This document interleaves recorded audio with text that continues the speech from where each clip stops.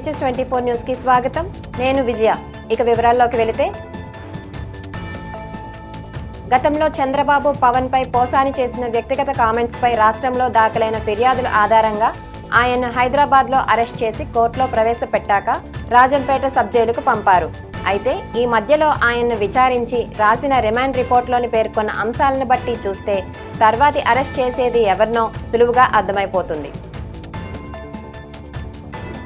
రక్షణ రంగంలో భారతదేశాన్ని నెంబర్ 1 స్థానంలో నిలబెట్టడంలో తెలంగాణ ప్రభుత్వం తన వంతు ప్రయత్నం చేస్తుందని ముఖ్యమంత్రి రేవంత్ రెడ్డి చెప్పారు. రంగారెడ్డి జిల్లాలో విషాదం జరిగింది. నార్సింగ్ మండలం పుప్పాలగూడలో భారీ అగ్ని ప్రమాదం చోటు చేసుకుంది. 2 అంతస్తులు ఓ భవనంలో మంటలు చెలరేగి 2 మహిళలు సహా ఓ చిన్నారి ప్రాణాలు కోల్పోయారు. తిరుమలలో భక్తుల రద్దీ నెలకొంది. శుక్రవారం నాడు 52,323 మంది భక్తులు స్వామివారిని దర్శించుకున్నారు. వారిలో 17,664 మంది తలనీలాలు సమర్పించి తమ మొక్కులు చెల్లించుకున్నారు. ఆ ఒక్కరోజే హుండీ ద్వారా 3.24 కోట్ల రూపాయల ఆదాయం తిరుమల తిరుపతి దేవస్థానానికి అందింది.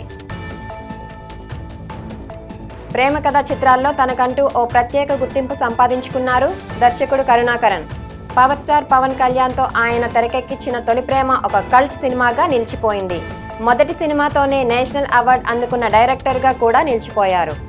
ఆ తర్వాత పలు సినిమాలను డైరెక్ట్ చేసిన కరుణాకరన్ ఆశించిన స్థాయిలో ప్రేక్షకులను మెస్మరైజ్ చేయలేకపోయారు.